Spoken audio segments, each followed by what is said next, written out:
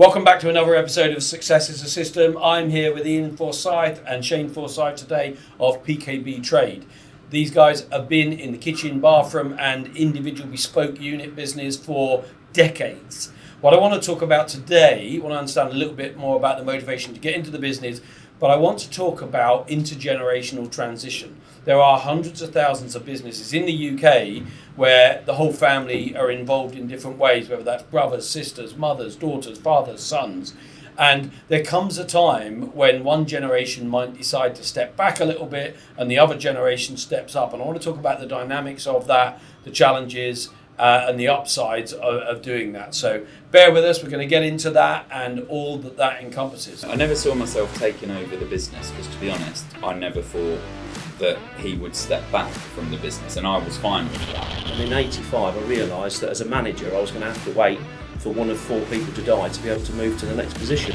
Was it just smooth sailing all the way through those years, or did you have points where you think, what the hell have I done? I think you have to have the commitment to give the person the tools that they require to be the success that they want to be. Because I knew how hard they worked and I wanted to support them, but on the other side of that, I didn't want to not interfere, but I didn't want to just be part of the business to be part of the business. Yeah. Going back, would you have changed anything about the way that it transitioned and you're growing up in the business? You look at where you are today and go, well, are you happy with where you are? Yes. So I don't think there's anything I would change from my point of view.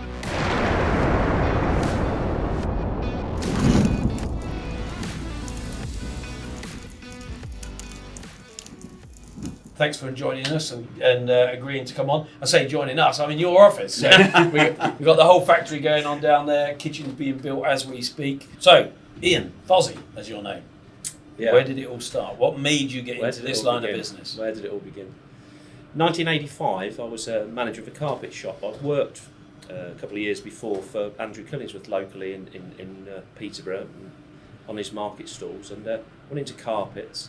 And I spent a couple of years there, and in '85 I realised that as a manager I was going to have to wait for one of four people to die to be able to move to the next position. And Lord Harris, as he was ran a fantastic business, but there was a lack of opportunity. So I went one evening, Alison, Shane's mum, and we went to attend an event her company were doing, and I got offered a job selling kitchens, self-employed, and huge risk, but I had confidence. Shane was 1 year old, yeah. And if we were going to do better or do better things in life, we needed to get out there and go where the money was. So I followed the opportunity. And with Shane 1, how did Alison feel about you taking a new career opportunity at that point when the kids are little and you don't know where the income? She's then tied up. She can work, but not as hard or not as much because got a 1 year old. How did that dynamic work at the time? She gave her 100% backing. And obviously the one thing about life is if you've got a fallback position, the chances are you may fail, but if there's no fallback position you'll do everything you need to do to succeed, and that was the difference.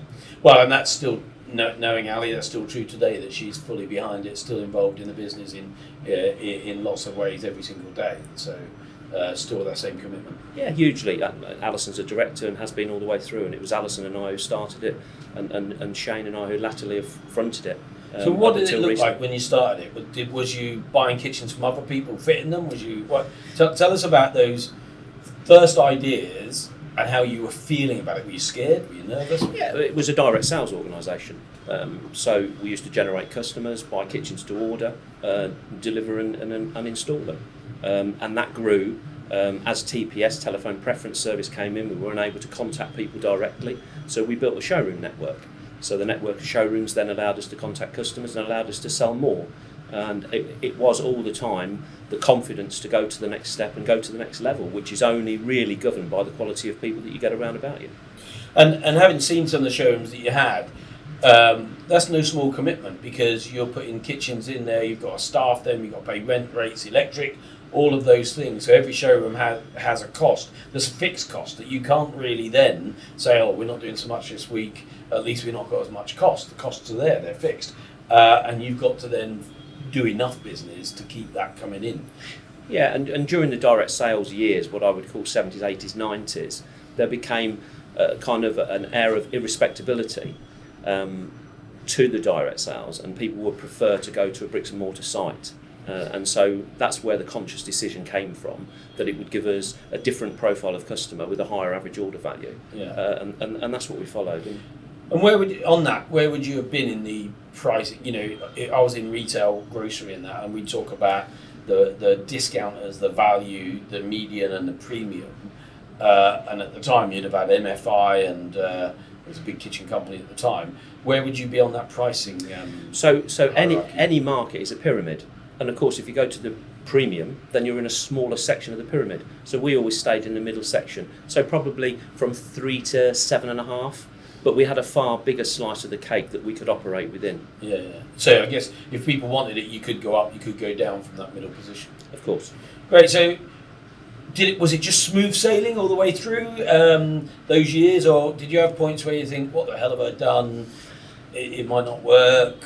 You know, I've now got commitments and staff that are booking holidays, buying houses based on your salaries. I think that what you would look at is the opportunity that I had to watch Shane grow the business, smoothed out those bumps in the road, because he showed an interest and came into work and enjoyed a pound note, enjoyed earning money. That kind of was a refreshing challenge, because you never knew loyalty, Mike, as you will know.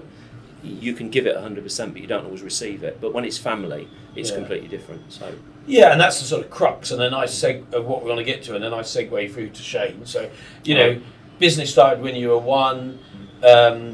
What was it like having a dad who had his own business? I mean, there's upsides, there's downsides. As a kid, were you aware that you perhaps had a different working week and family week to what some people who might have just done 9 to 5 or had kind of easy jobs where it weren't evening selling, it wasn't weekends, it wasn't? Yeah, definitely. I think when I was 1, I think there was a period of time where you were covering from Peterborough to Scotland, and I probably didn't see you for a week at a time. Yeah, I missed Shane's first day at school. Yeah. So I think latterly I was probably 7 or 8 when you opened the first showroom, and I remember being there when that was done, and I remember all of the hard work that went into opening the first showroom and everything. So yeah, I could definitely feel there was a difference of the amount of effort that both my mum and dad put into opening it and continuing to run it in those early days. Yeah. So, I mean, one of the things you said there, you missed his first day at school. And I was a bit the same with my 2 girls. And I used to say, I will do today what others will not, so I can have tomorrow what others cannot, kind of thing.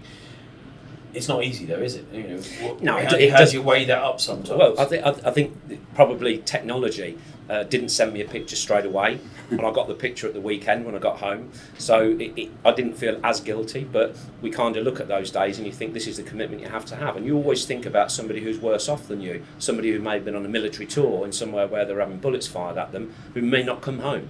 You know, I was coming home that weekend, so it wasn't as bad. It was only a few sleeps kind of thing. Exactly. And so 7, 8, first showroom. What age were you in and around and about the business? 7 or 8. 7 or 8. Yeah. No, I do remember even before.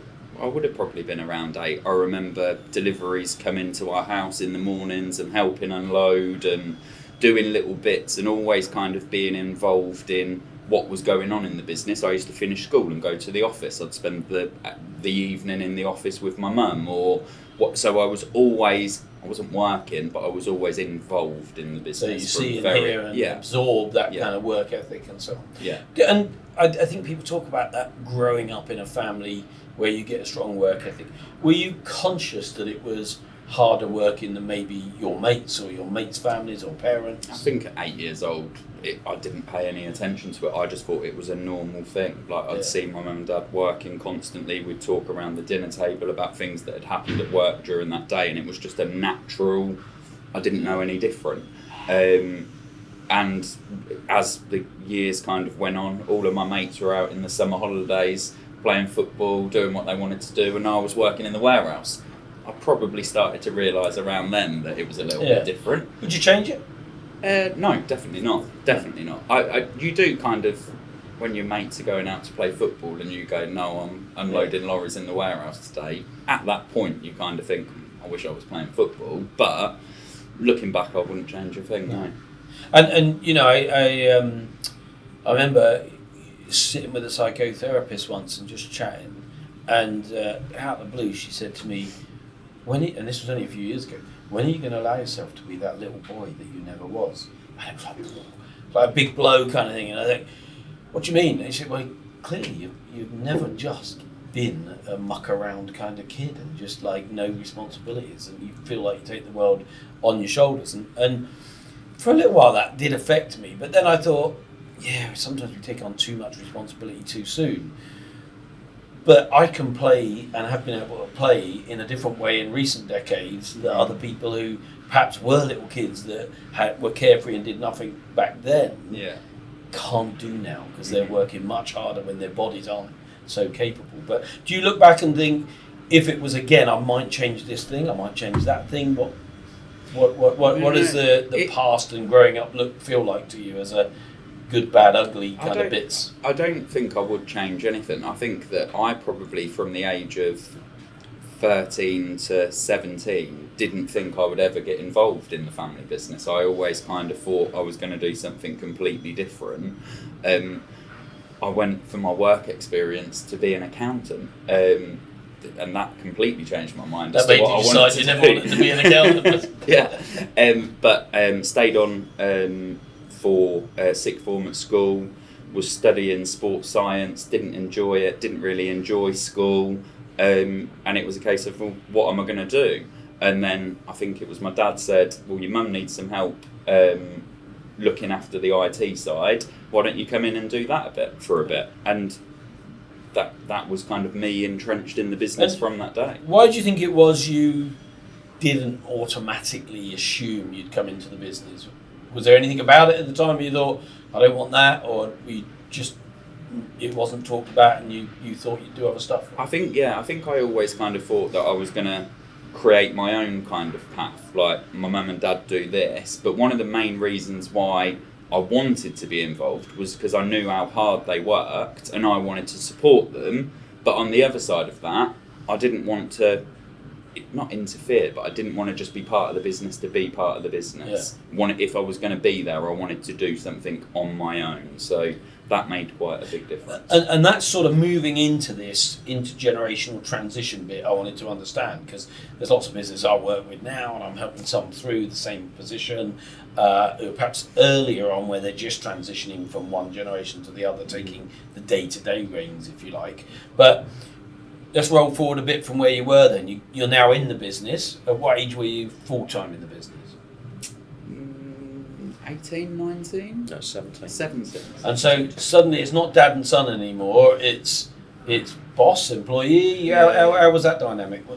I think if you went back to the 12, when he was 12 working in the summer, he was paid. So Shane enjoyed the benefit of the money that was there, and that encouraged him to keep coming back instead of going to play that football. And he was playing football at weekends because he played in local teams. But what happened when he was 17 was the education wasn't full-time. And because the education wasn't full-time, he found it very boring. And that's when he came to join us.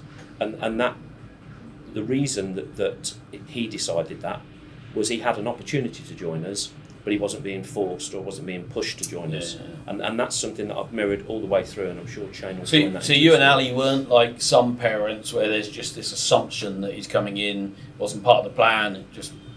Yeah. We went out and bought a tennis and fitness club because it came to us. We didn't go out looking for it, but it came to us as a good deal. Shane was doing sports science. We thought that would work very nicely. He can go down there to Hunstanton or Heacham, Sedgeford as it was, go there, operate in there, learn and understand from the staff there. We bought it as a lovely weekend retreat for us to go down there as well. So we were willing to back him in what he chose to do. Yeah, and that paying kids at a young age, if they do the work, it's work, earn, is really important. And I talk to a lot of people now who say, well, you can't send a 12, 13, 14-year-old out to do a paper round because there's so many scary people out in the world, which I don't think they're any different to what they were, but the belief because of media is that it's worse. So people aren't sending them out, or even when you see kids doing paper rounds, sometimes the parents are driving them from house to house kind of thing. It's this ludicrous situation, but one of the things Charlie Mullins talks about is when you get your first couple of quid and you put the work in, you've got my money, I can do what I like, just blow it all on sweets if I want, or I can save a bit. You know, what was that feeling? Do you remember that feeling? That was 100% the reason why I went to work and didn't go and play football, because I wanted my own money. I wanted to be able to buy my own stuff, and during a half term or a 6 weeks holiday, rather than being out there spending money, I was earning money. So that was fantastic. And were you a spender or a saver? What did you do with it? I spent it. Still do the same thing now, but it's good because the country needs to spend money. We can't keep the bloody money. We can't keep it feeding. But so then you're working in the business, and inevitably, as a bright kid working in the business, you start thinking, I might do that a bit differently. I might manage those people a bit differently. Did you see eye to eye mostly, or did you clash a bit? What was it like from both sides? When Shane was 21, he was made a director of the business. And he'd excelled in marketing. 3 years later, he came in and told me that the sales director was useless and that he could do both jobs better. So that was kind of a pivotal moment, wasn't it? How long had the sales director been there? No, only a couple of years, I think. I thought you might have said too long. No, I think the thing is that we'd had a longer term sales director that had been within the business. I was doing marketing for a couple of years, so that was going well, but the relationship and the way that the sales was heading just wasn't the way that I thought it should go, and that was showing in the sales conversion. And that's when I kind of put my hat in the ring and said, I think I can do a better job than this, and got given the opportunity to do it, and it was very successful. And so were you able to see that differently to Foz at the time, because they treated you more like one of them, or did they treat you differently? What was it like, the dynamic of a kid coming into the father who founded the business? You come in, you bring your own angle, but how did the team treat you in that position? Because I don't know anybody else's experience, it's a hard one to comment on, but I just always felt like one of the team. I don't feel that anyone kind of went, well, he's the owner's son, or whatever that kind of dynamic would be like. When I first started in IT, it was a case of, there's an issue, I solved the issue, they were happy, they carried on doing what they needed to do. And that's kind of the same ethos as I've tried to do all the way through the business. Just kind of get rid of the negatives and keep the positives going. And for that, I think I was I wasn't just sat there not doing any work, getting paid a wage. I was always involved in the business on a daily basis. So, and how long have you worked in the business now? 23 years. And did you evolve to get your own parts of the business? How did, let's say we went back 10 years before you sort of step back a little bit, 15 years maybe, how did your role evolve in the business? And did you split it up? I think there's always... What happened, and by the way, this was 2008, so the world's crashing around about us, and Shane's just got the position of sales and marketing director. So it was always going to be a tough journey. And I felt that with my support and Shane there, we became partners at that time. And obviously Mum's been a partner all the way through, Alison. So we became a three, and the conversations changed and things changed, and Shane took a far more broad approach of the understanding of the whole of the business. Having been a director, he's obviously been in board meetings and things like that, but that we were a sales and marketing business. Yeah. It just happened that the product was kitchens. So that's very much what we grew. So it just grew separately. And was there a point at which you just assumed or looked at the way Shane was and thought he's going to run this one day, or was it obvious from an early point? I went the other way, didn't I? I used to talk to Shane about leaving. I used to talk to Shane about whether he wanted to stay, because I knew he always had the ambition to do his own thing. So a regular periodic timetable, we would sit down generally around Christmas time, because you're a bit more relaxed and everything. Time of the year to think about next year, and we would discuss it. And there was a time where I thought he may go. We were bringing in a new computer CRM system, and the company that we were working with wanted to steal him, because he was coming up with some great ideas for them to extend their software to make it more usable in the industry. I became aware of it, but I didn't say, you can't go, I really need you. We sat down, we discussed it, and would it be a good idea for you, and where is it geographically, and what do you want to do longer term? So it was never a dictatorship. Yeah, no, it wasn't. No. So, and the reason I sent you the speech on the speech from my birthday was that, you know, he kind of succinctly said how I'd done and what I'd done in his life in different ways. You know, Yeah. it was mentor, it was father, it was boss, it was everything in there, and that's the way that I've tried to do it. So, in those conversations about, look, are you happy, son? Do you want to do your own thing? Did you ever consider going elsewhere, or did you see yourself as taking over this and doing your own thing? No, I never saw myself taking over the business because, to be honest, I never thought that he would step back from the business, and I was fine with that. And like he said earlier on, it was more of a partnership that we developed where I'm ambitious and want to continue to grow, and I had a great foundation to be able to work on with that. We introduced bathrooms back into the business at a period of time, which again was very successful. There was lots of things that it was never a case of I wanted to do it. It was definitely happening, but at the same time, I was never kind of told, no, you're not doing that. So I had no reason to leave the business. And I think the reason we stayed fresh for so long was we had a blended age. So whilst I was getting older, Shane was coming through and keeping me fresh, challenging me, and I enjoyed that.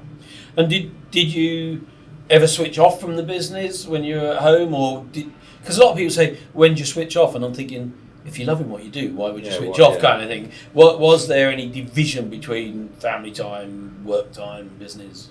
No, really. No, not really. And I think when Shane got married, Claire very quickly realised that our hobby was our business. Yeah. And Claire got involved with that as well and came into work with us, and she did a very good job for us. Yeah, I mean, it's interesting because a lot of people talk about retirement, and I think retirement is stopping doing something you hate. If you love it, you might slow down, you might transition to a new way of working, a new way of interacting. But having retired in 2012, I know, and then got back about 9 months later, I will never retire. I will die doing stuff. Now, I can't keep on at the same pace always, but it's a different way of doing. When did you reach that age where you thought, I can see myself stepping back, and I'm confident Shane could take the reins? So I've always encouraged everybody to be very upfront in what they're doing, work hard, drive, go forward, but I've always offered them an opportunity.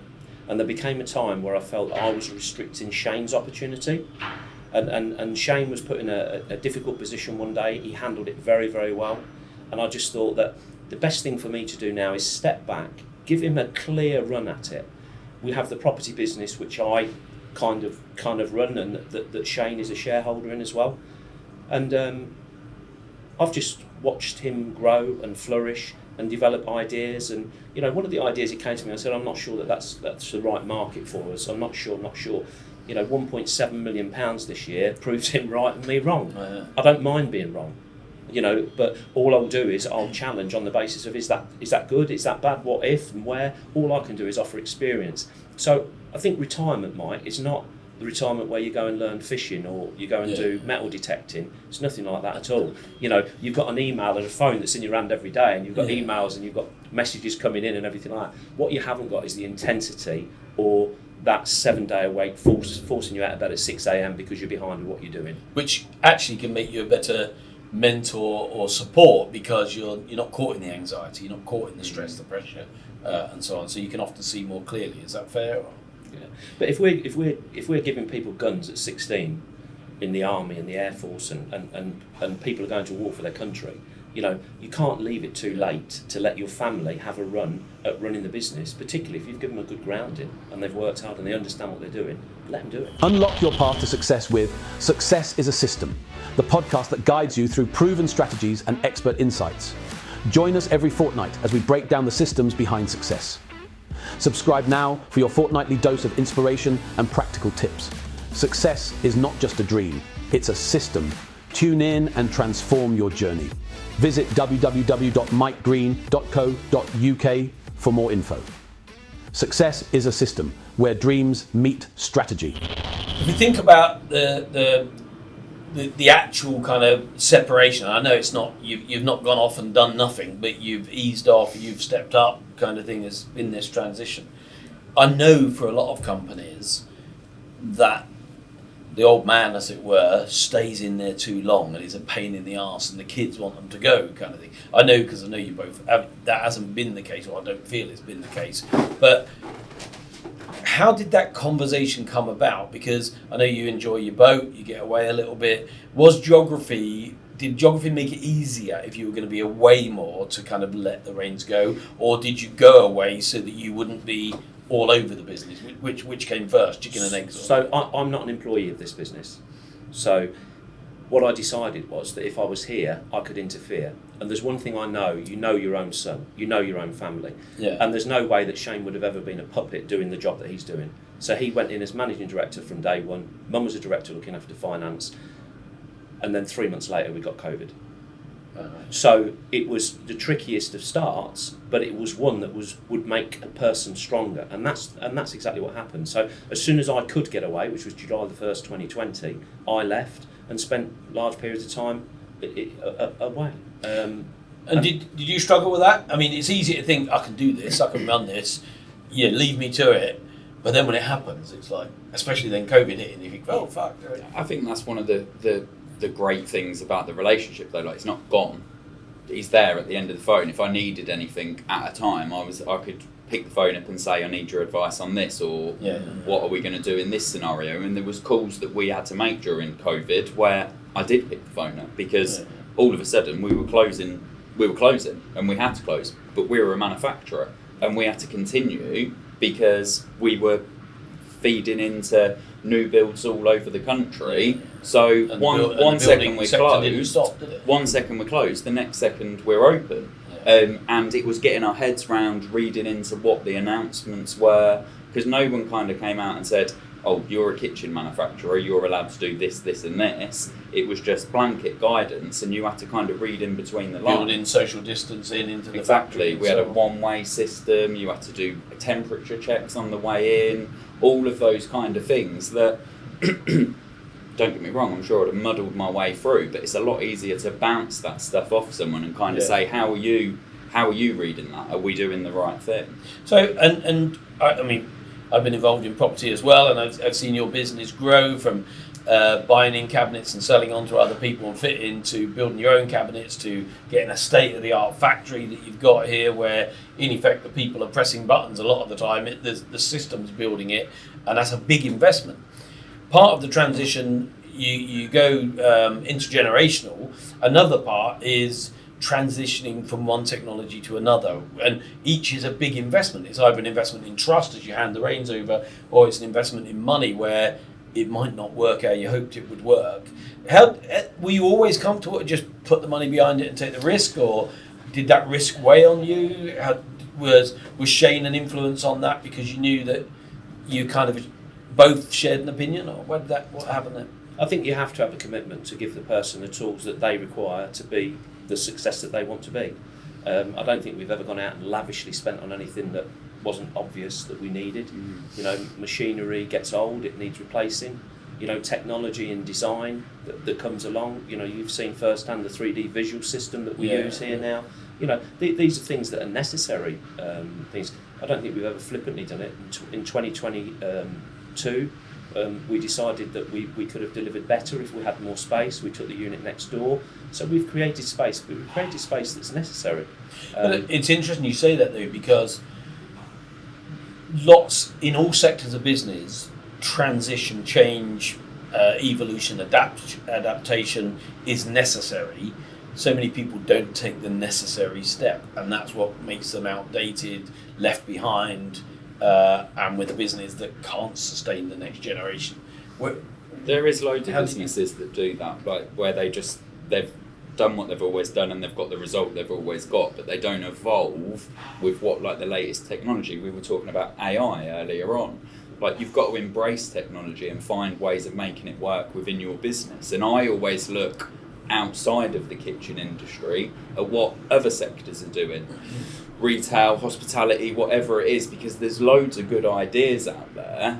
And I'm always looking, how can I implement that into our business? How's that going to make a difference to us, make us deliver better, give a better service, a better product quality, whatever it is. There's loads of ideas. And that's an interesting segue for me, because one of the biggest changes you made as a business, and it was kind of more in your tenureship than yours, is this transition from retail to trade. And I was conscious when we first started dealing with you buying as trade that you kind of had this almost split loyalty, because you're dealing with customers and you're dealing with tradesmen who are buying your kitchens, fitting your kitchens.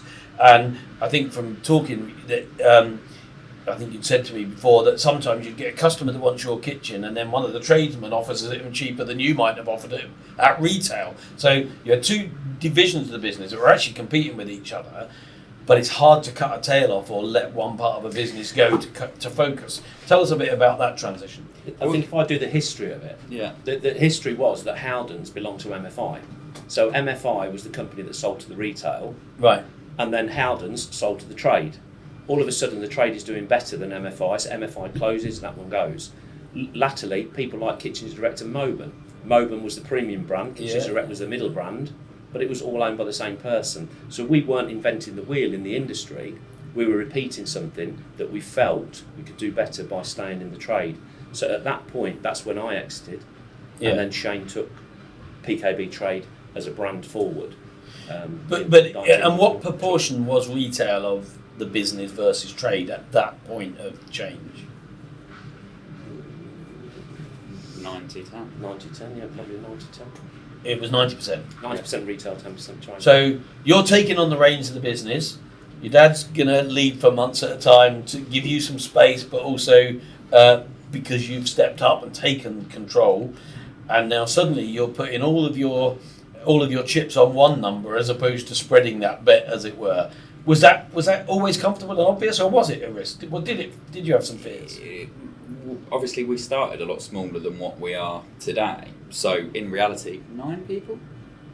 Yeah. There was 9 people that were dealing with the trade at that time. So, in reality, there's now 36 people that work within the business. We knew that we had to significantly grow that side of the business. Yeah. But I was always confident we could, because we've got the best quality product, we're ultra price competitive, and we give a great service. So that was the reason why we decided to carry on in the trade and make it so that we do still deal with end users, we deal with builders, we deal with other retailers. There's a very broad split of what we do. But even so, I see a lot of businesses who might have a core 90 and a tail of 10. Mm-hmm. You had a kind of core of 10, if you like, for the new business, and a tail of 90, and we decided to cut it off. The biggest issue for a lot of businesses, this tail isn't the future, or maybe a lot of work for a little bit of the profit, but people haven't got the balls, confidence, whatever you want to call it, to cut that off, to focus on what they know to be the future. Was it a risk? Was it a fear? Or was it just like inevitable because you studied the Howdens, MFIs and the like? Or how did you get to that decision? I think the Brexit effect and prolonged effect on big ticket replacement items basically said we couldn't continue. So for that reason, we had to reinvent ourselves and start. Also factor into that you've got 50 to 55 tradespeople, which is a dying breed in the country. And the potential that all the Europeans who worked here professionally, happily, a large percentage of them are gone. Was there a future? And that you can never know. But what I did do was listen to you and Charlie Mullins the other day saying that it's your intention to get 3,000 apprentices because that's what we need to build the houses that we need to build. So perhaps, and it was outside of our control. 100,000 apprentices. 100,000. Perhaps it's outside of our control. I must listen to that again. It's outside of our control, but perhaps it was a good thing. It was a blessing in disguise. Yeah. I mean, we need up to 100,000 a year because they need 1 million new apprentices in the next 10 years. I mean, it's a massive gap for our country. Now, that's not all in trade. Some of that's in nursing, and some of it might be accountancy and that. We're trying to push everyone into university-based qualification and trade as opposed to at work-based, which is we do another show on altogether. But I mean, there's opportunity. Clearly, you made the decisions.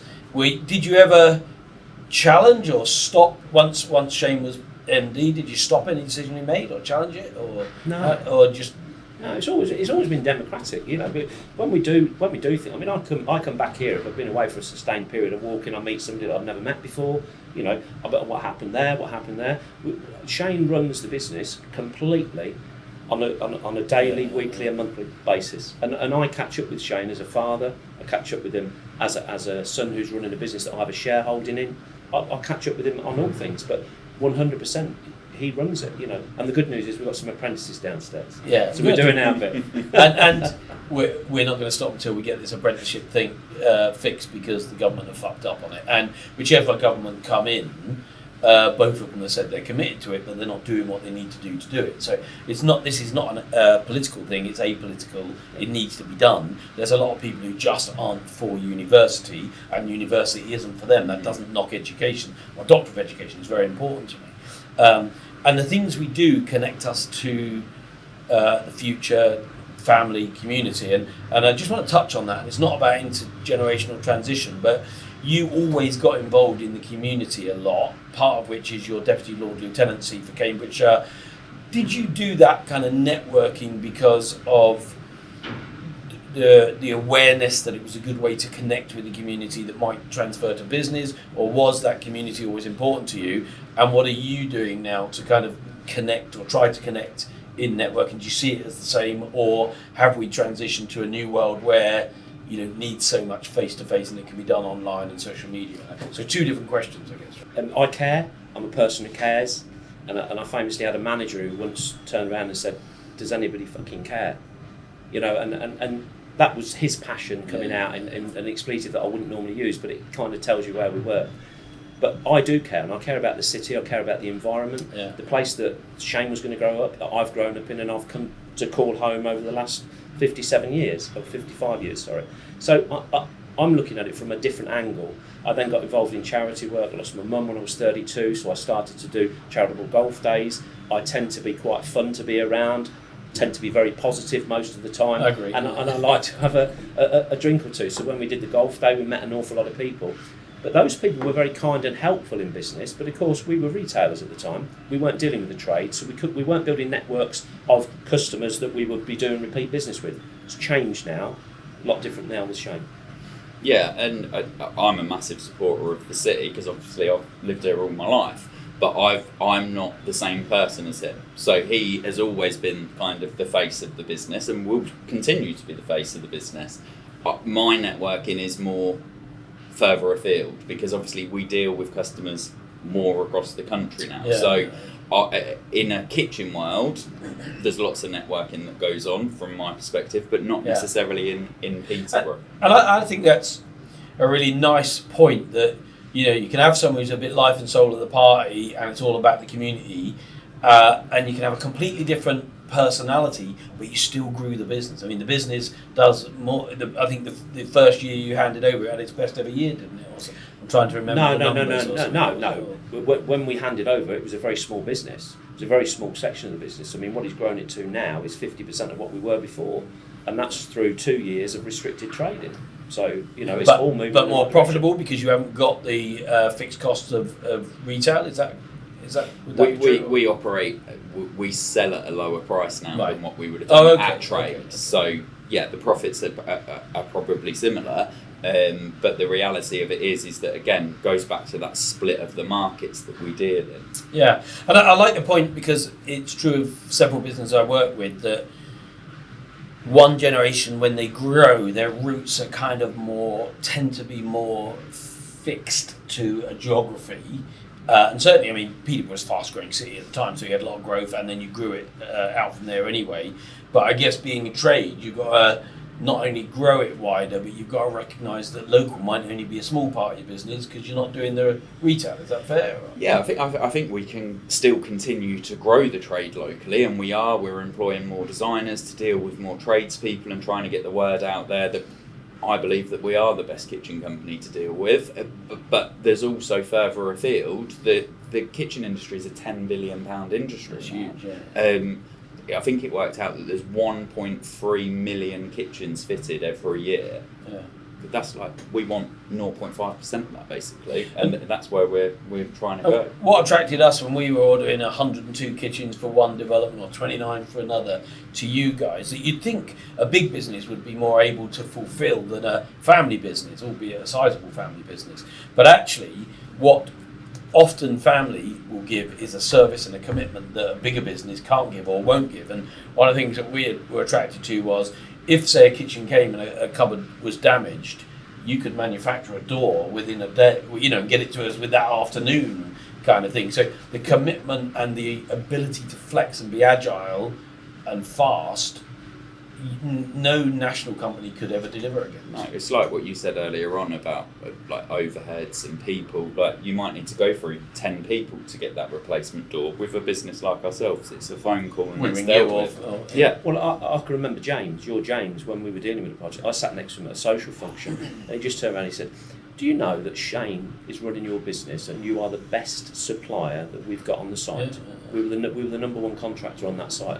I said, "Well, it's great. It's great to hear, because that's what we aim to be." But the other thing was, we contacted the local authority and we said to them, if you get a damaged house that's been damaged by a tenant, we can replace a door, a panel.